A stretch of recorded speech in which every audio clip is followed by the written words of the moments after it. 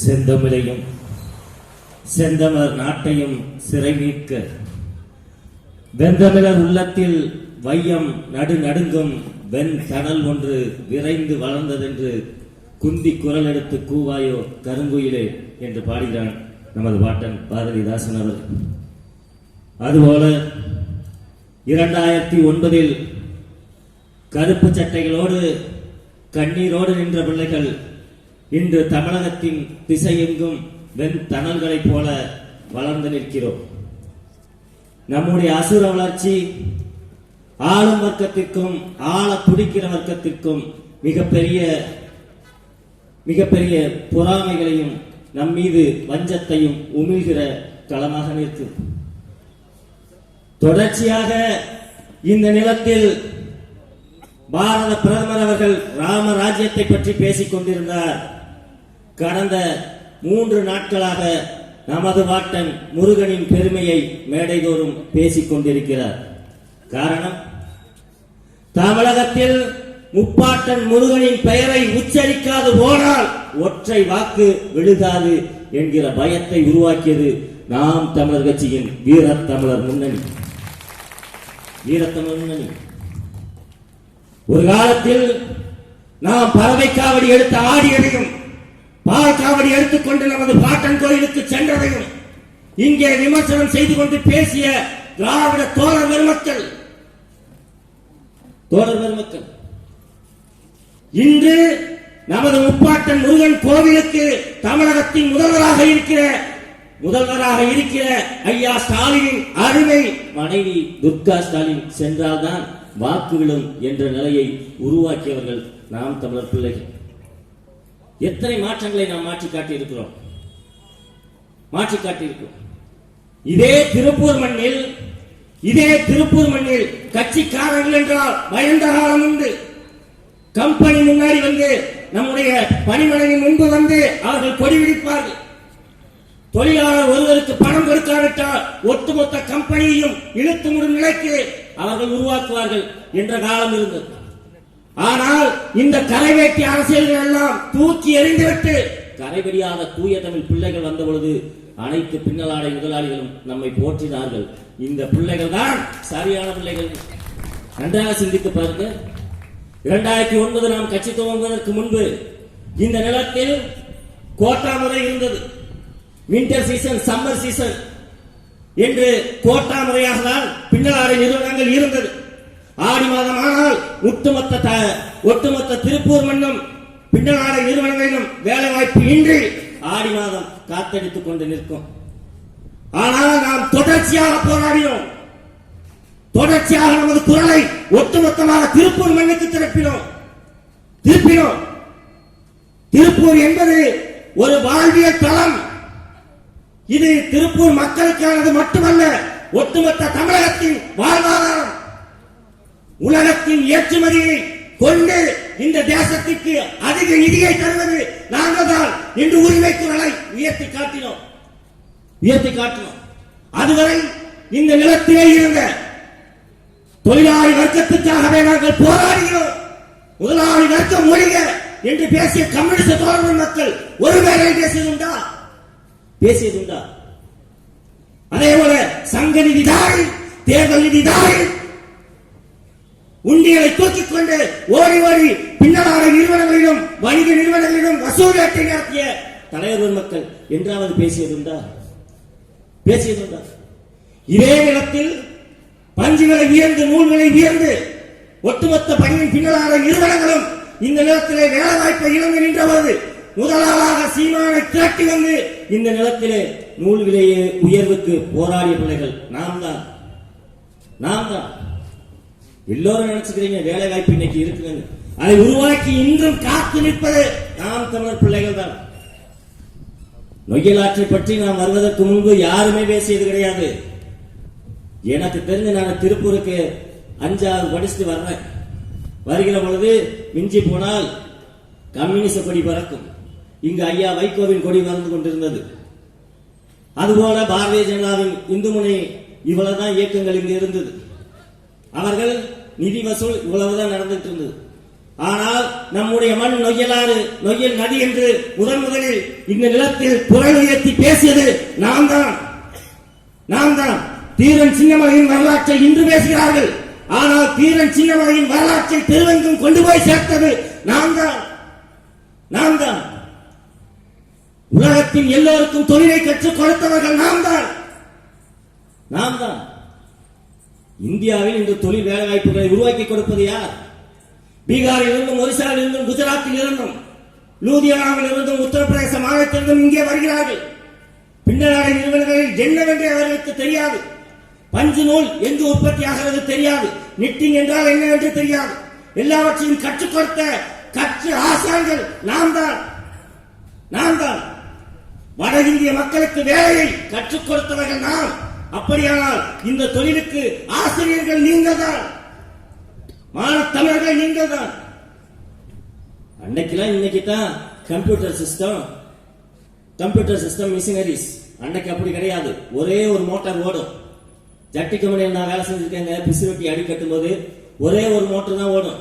அந்த மோட்டரை கொண்டுதான் அனைத்து இயந்திரங்களுக்கு பெல்ட் போட்டு சுத்திட்டே இருக்கும். திடீர்னு தச்சுட்டு இருக்கும் போது ஒரு பெல்ட் கட்டாச்சுன்னா கால் உள்ள மாட்டிக்கிறோம். அந்த நிலையிலும் இந்த மண்ணை உயர்த்தி டாலர் சிட்டியாக மாற்றியவர்கள் நாம் தான். அன்று சொன்னார்களே குட்டி Japan Tiruppur, dollar city Tiruppur. இன்று ஏன் அது தலைகீழ் மாற்றமாக மாறியது? இந்த பாரதிய ஜனதா இந்த மண்ணிலே இந்த நிலத்திற்கு ஆட்சிக்கு வந்தவர்கள் மாறியதா இல்லையா? அதற்கு முன்பு எல்லோருடைய பாக்கெட்டுகளிலும் 1000-500 ரூபாய் பணமாகவாது இருக்கும். கடைசிக்கு ஒரு 100 ரூபாயாவது இருக்கும். இன்று ஒரு தேநீர் குடிக்க 10 ரூபாய் இருக்க மாட்டேன். ஜிபே, பேப்பே, போப்பே, எத்தனை அவலட்சணங்களை இந்த மண்ணில் செய்தார்கள். எத்தனை கம்பெனியில போய் அடிச்சு உடச்சிங்க ஞாபகம் இல்லையா? ஆடிட்டர் ரவி வெட்டப்பட்டு விட்டார், குத்தப்பட்டு விட்டார், கொல்லப்பட்டு விட்டார். 2 ரவுடியாஜி செட்டிங்க. அதுக்கு எதுக்குடா என்னுடைய வேலை வாய்ப்பை பறிச்சீங்க? என்னுடைய நிறுவனங்களை மூட சொன்னீங்க? பிள்ளையாருக்கு சிலை வைத்தீங்க, வையி சாமியை கும்பிடு. சொந்த காசுல கும்பிடுறா, சொந்த காசை போட்டு கும்பிடு. ஒரு பிள்ளையாருக்கு ஒரு சுண்டலும் பொங்கலும் வைக்கிறதுக்கு என்னுடைய ஒட்டுமொத்த நிறுவனங்களை வந்து மிரட்டுவியா? என்னுடைய வாரிய நிறுவனங்களை வந்து மிரட்டுவியா? பிள்ளையார் கேட்டாரா? கடவுளை காப்பாற்றுகிறோம். கடவுளை நீங்க காப்பாத்தனா? கடவுள் தான் எல்லாரையும் காப்பாற்றணும். கடவுளை காப்பாற்றுகிறார்கள். யோசித்து பாருங்கள் பெற்றோரே. இவர்கள் கையில் மீண்டும் அதிகாரம் போனால் இந்த நிலத்தில் என்ன நடக்கும்? கோவை மண்ணில் குண்டு வெடித்தது போல இங்கு அனைவரும் வெட்டிக் கொண்டு சாக போலாமா? சாக வேண்டுமா? இல்லை, உத்தரப்பிரதேசத்திலும் குஜராத்திலும் தலித் மக்கள் அடித்து நிர்வாணப்படுத்தி சாலையில இழுத்துச் செல்லப்பட்டார்கள். அதுபோல நமது அக்காலும் தங்கையும் இந்த சாலையில் செல்ல வேண்டுமா? இதுதான் நடக்கணுமா? எதற்கு வருகிறார் ஐயா பாரத பிரதமர் மோடி இந்த மண்ணுக்கு? அவருக்கு இங்க என்ன வேலை? எல்லோரும் சொல்கிறார்கள் 40 தொகுதிகளை 40 சீட்டையும் நீங்கள் வென்றால் கூட பாராளுமன்றத்தில் உங்களால் அதிகாரம் செலுத்த முடியாது. ஏனெனில் அதிக தொகுதிகளை வைத்திருப்பது வட இந்திய மாநிலங்கள் தான். அதற்குத்தான் ஐயா கார்மேகம் அவர்கள் சொன்னாங்க. கார்மேகம் ஐயா வெள்ளக்கோவில் கூட்டத்தில் சொல்கிறார், குடும்ப கட்டுப்பாடு திட்டம் என்ற திட்டத்திற்கு நான் நிறுவனராக மேலாளராக இருந்தேன். அப்பொழுது நமது மண்ணில் 8 கோடி மக்கள் தொகை இருந்தது. அரசு எங்களுக்கு எப்படி பாடம் எடுத்தது என்றால், மக்கள் தொகை பெருக்கத்தால் தான் உணவு பஞ்சம் ஏற்படுகிறது. உணவு பஞ்சம் ஏற்படுவதால் தான் வறுமை ஏற்படுகிறது. வறுமை ஏற்படுவதால் தான் வேலை வாய்ப்பு குறைகிறது. அதனால் மக்கள் தொகையை நாம் கட்டுப்படுத்த வேண்டும். அரசு ஊழியர்கள், மருத்துவர்கள் அனைவரும் இந்த திட்டத்தை மக்களிடத்தில் எடுத்து செல்லுங்கள். இதே ஐயா கார்மேகம் அவர்கள் அந்த திட்டத்தில் 10,000 பேருக்கு மேல் குடும்ப கட்டுப்பாடு செய்து வைத்தார். இன்று அழுகிறார். அன்று நான் தெரியாமல் அதை செய்துவிட்டேன் தம்பி, செய்துவிட்டேன். நம்முடைய தமிழர்களின் ஜனத்தொகை முழுமுற்றாக குறைந்து கொண்டே போகிறது. இதே நிலையில் போனால், இதே ரேஷியோ படி நம்முடைய மக்களின் தொகை போனால், இந்த நிலத்தில் நாம் வெறும் 2 பாராளுமன்ற தொகுதிகளை கொண்ட பிள்ளைகளாக மட்டும்தான் இருப்போம். நம்முடைய அதிகாரம் ஒரு நாளும் இந்திய ஒன்றிய அரசின் காதுகளுக்கு எடுபடாது. நம்முடைய மக்கள் தொகை குறைந்து போய்கிட்டு இருக்குது. குறைந்துச்சு. ஒரு காலத்தில் வீட்டுக்கு 5 பிள்ளைகள் 6 பிள்ளைகள் இருந்தார்கள். இன்று வீட்டுக்கு ஒரு பிள்ளை இருப்பதே பெரிய வேலையா இருக்கு.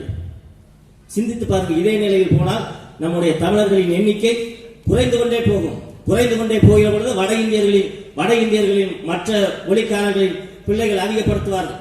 அதிகப்படுத்த போது இந்தியாவின் ஒட்டுமொத்த அதிகாரமும் அவர்கள் கையிற்கு செல்லும். நாம் கடைசியில் ஒரு தூத்துக்குடி மாதிரி ஒரு ஓரத்துல கடலோரத்துல ஒரு கூடாரத்தை போட்டு வாழ வேண்டியதுதான். பழங்குடியின மக்கள் எப்படி அடித்து விரட்டப்பட்டு கடைசியில் இந்த பேருந்து நிலையங்களில் ஊசி வாசி விற்கும் நிலைமைக்கு தள்ளப்பட்டார்களோ அதுபோல் நாம் தள்ளப்படுவோம். அதற்கு முன்பாக விழித்துக் கொள்ளுங்கள். இந்த கேள்வியை தான் கொட்ட வைக்கிறோம். இதே பேருந்து நிலையங்களில் ஊசியும் வாசியும் பினாயிலும் விற்றுக் கொண்டு நிற்பவர்கள் யார்? இதே சத்தியமங்கலம் காடுகளிலும் ஊட்டி மலைப்பகுதிகளிலும் கொடைக்கானல் மலைப்பகுதிகளிலும் மேற்கு தொடர்ச்சி மலைகளில் வாழ்ந்த மலைவாழ் மக்கள், அந்த மலைவாழ் மக்கள் இன்று உலகத்தின் பெருநகரங்களில் பேருந்து நிலையங்களில் கீழே படுத்து கிடக்கிறார்கள். அவர்களின் எண்ணிக்கை வெகுவாக குறைக்கப்பட்டு விட்டது. காரணம், அவர்கள் கல்வி அறிவற்றவர்களாக இருந்தார்கள். அதனால் இந்த தலைவர்கள் ஏமாற்றி மலையை விட்டு கீழே இறக்கினார்கள். அவர்கள் மாண்டு செத்தார்கள். இதே போல்தான் அந்த மலை மீது இருந்து எப்படி மலைவாழ் மக்கள் விரட்டப்பட்டு கீழே இறங்கினார்களோ அதுபோல் நாம் இந்த திருப்பூர் மண்ணில் இருந்து விரட்டப்பட்டால் ஒட்டுமொத்த தமிழகமும் குட்டிச்சவராக மாறிவிடும். ஒன்றே ஒன்றை ஐயா கேட்கிறோம். இத்தனை ஆண்டுகளா நாம் கோரிக்கையாக தான் வைக்கிறோம். தீபாவளி பொங்கல் அன்னைக்கு போயிட்டு வரதுக்கு ஒரு ரயில் விடுங்கன்னா இன்னும் விடுறது இல்லை. ஒற்றை ரயில் விட வழி இல்லையா? ஏதாவது ஒரு பாராளுமன்றத்தில் பேசியிருக்கிறார்? இதே ஐயா சுப்புராயன் அவர்கள் பஞ்சுவிலை நூல் உயர்வை பற்றி ஒரு நாள் பேசியது உண்டா? வட மாவட்டங்களுக்கும் தென் மாவட்டங்களுக்கும் சென்று வர எங்களுக்கு ரயில் பாதை வேண்டும், தொடர்வண்டி வேண்டும் என்று பேசியது உண்டா? என்னுடைய சாய தொழிலுக்கும் எங்களுடைய பணி நிறுவனங்களுக்கும் தண்ணீர் மிக அதிகமாக தேவைப்படுகிறது. அந்த தண்ணீரை உருவாக்குவதற்கு எங்களுக்கான நீர்த்தேக்கங்களை உருவாக்கி தாருங்கள் என்று பேசியதுண்டா?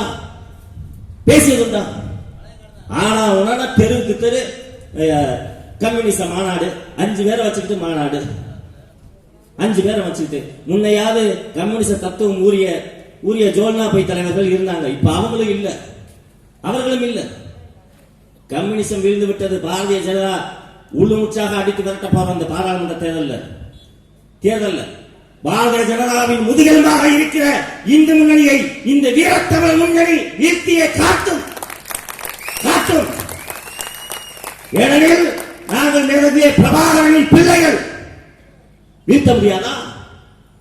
சாவர்கர் பிள்ளைகளை நெஞ்சு குப்பியில் தன் முகத்தருகே போட்டுக்கொண்டு சுற்றிய சாக துடித்த மாவீரர்கள் பிள்ளையால் வீழ்த்த முடியாதா?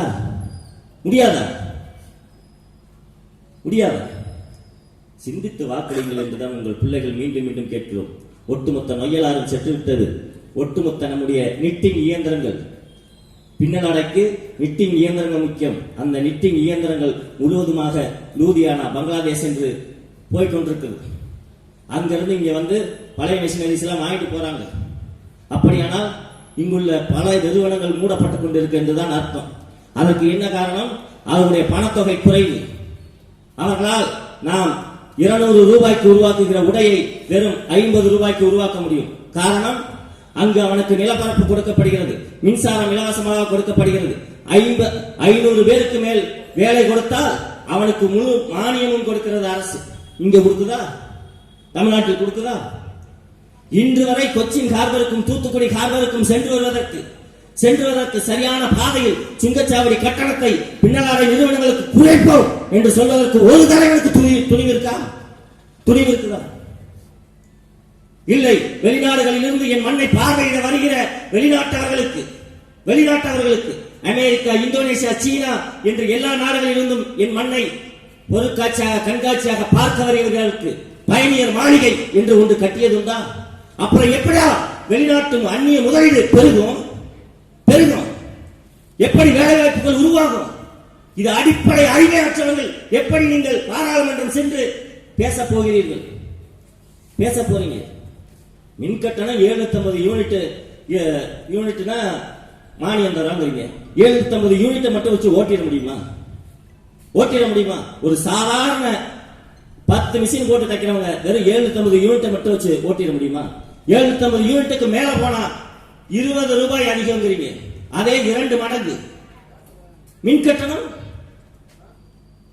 எல்லாம் இங்க தலைகீழா மாறி போய் கிடக்குது. இதை சீர் செய்ய, சரி செய்ய சீமானின் தம்பிகளாலும் சீமானும் மட்டும்தான் முடியும். ஏனெனில் இந்த மண்ணை எங்கள் உயிருக்கு மேலாக நாங்கள் நேசிக்கிறோம். அதே போல இந்த நிலத்தில் எல்லா தலைவர்களும் சொன்னாங்களே, கலைஞர் வீடு திட்டம், அம்மா வீடு திட்டம், ஐயா பாரத பிரதமர் மோடி வீடு திட்டம் சொன்னீங்க. இன்றும் நாங்கள் வாடகை வீட்டுகளில் தானே வாழ்ந்து கொண்டிருக்கிறோம். அம்மையார் ஜெயலலிதா வந்தார், அதற்கடுத்து கலைஞர் வந்தார், அவருடைய அருமை மகன் ஐயா மு.க. ஸ்டாலின் வந்தார், பாரத பிரதமர் மோடியும் வந்தார், ராகுல் காந்தியும் வந்தார், சோனியா காந்தியும் வந்தார். இன்று வரை நாங்கள் வாடகை வீடுகளில் தானே வசிக்கிறோம். மாதத்தின் முதல் தேதியானால் ஞாயிற்றுக்கிழமை அன்று எங்கள் வீட்டை பூட்டிவிட்டு நாங்கள் முதலாளிக்கு ஹவுஸ் ஓனருக்கு பயந்துட்டு ஓடுறது எங்களுக்கு தானே தெரியும். எங்களுக்கு தான் தெரியும். உண்மையா இல்லையாங்க? அந்த வாரம் சம்பளம் வராத பண்ணுவோம். ஐயோ வந்துட்டாண்டா, வீட்டை பூட்டிட்டேன்டா, போனட்டு போயிட்டு ஏதாவது பேக்கல்ல பண்ணிட்டு எங்க தம்பி இருக்க, கம்பெனியில இருக்கேன், பணம் ஆகலன்னா அடுத்த வாரம் பார்த்துக்கலாம். இதைத்தானே சொல்லிக் கொண்டிருக்கிறோம். நாம் வாழ்கிற வீட்டுக்கு வாடகை கொடுக்க பக்கற்ற தலைவர்களாக மாற்றியவர்கள் யார்? இவர்கள் தானே. பாக்குறீங்க சன் டிவி, கே டிவி, எல்லா டிவி, விஜய் சூப்பர், விஜய் இதெல்லாம் அன்னைக்கு வெறும் 60 ரூபாங்க, 30 ரூபா. எனக்கெல்லாம் நல்லா தெரிஞ்சு வெறும் 30 ரூபா. அன்று கேபிள் ஆபரேட்டர்களாக பிழைத்துக் கொண்டிருந்தார்கள். அவர்கள் வாழ்விலும் மண்ணள்ளி போட்டாச்சு. இன்று உங்களுக்கு டாடா ஸ்கையும் வீடியோ காணும் ஏர்டெல்லும் தான் தேவை. ஆனால் இந்த நிலத்தில் முதலாக வயரை கட்டி இழுத்து எத்தனை கேபிள் ஆபரேட்டர்கள் விழுந்து செத்தான். அவருடைய உழைப்புக்கு இந்த நிலத்தில் என்ன மரியாதை? அரசு கேபிள் நிறுவனம் என்ன ஆச்சு? பதில் இல்ல. அதே போல இந்த நிலத்தில் இருக்கிற சுத்திகரிப்பு நிலையங்கள் எத்தனை சரியாக செயல்படுது? ஆனா உடனே சாய கம்பெனிக்கான சாயப்பட்டக்கான தண்ணியை கலந்துட்டான், விஷத்தை கலந்துட்டான். நாங்க எங்கடா கலந்தோம்? அதை சுத்திகரிக்க வேண்டியது அரசின் கடமையா இல்லையா? அப்புறம் என்ன மயிருக்கு புடுகிறதுக்கு ஜிஎஸ்டி வாங்கல? அரசு அலுவலகங்களில் என்றாவது ஒரு நாள் நாம் சென்றால் பணம் இல்லாம உள்ள போக முடியுதா? ஒரு காவல் நிலையத்துல ஒண்ணு இல்ல, 2 தம்பியை இடிச்சுக்கிறாங்க, பைக் இடிச்சுக்குது. இவ்வளவுதான். அவங்களுக்குள்ளே பேசி முடிச்சாங்க, வேலை முடிஞ்சு. 2 பேரையும் கூப்பிட்டு வச்சு பஞ்சாயத்து பண்ணி அங்கிட்டு 10,000 இங்கிட்டு 10,000. இதுவா? இந்த நிலையை மாற்றம். இதற்காகத்தான் உங்கள் பிள்ளைகள் திரண்டு நிற்கிறோம். கட்டாயம் நாம் வெல்வோம். நம்பிக்கையோடு நெல்லுங்கள். கட்டாயம் நாம் வெல்ல போகிறோம். கட்டாயம் இந்த நிலத்தை ஒளிவாங்கி சின்னத்தை கொண்டு மீண்டும் பழி வாங்கி எங்கள் விவசாய சின்னத்தை வாங்காது போனால் நாங்கள் பிரபாகரனின் பிள்ளைகளும் அல்ல, சீமானின் தம்பிகளும் அல்ல, எங்களை வளர்த்தவர்கள் எங்கள் அண்ணன்கள் அல்ல என்று சாவமே தவிர விவசாய சின்னத்தை வாங்காமல் விடமாட்டோம். இனத்தின் உயிரே இளைய தமிழர், எதற்கு மஞ்சா? நாங்கள் தமிழர். நன்றி, வணக்கம்.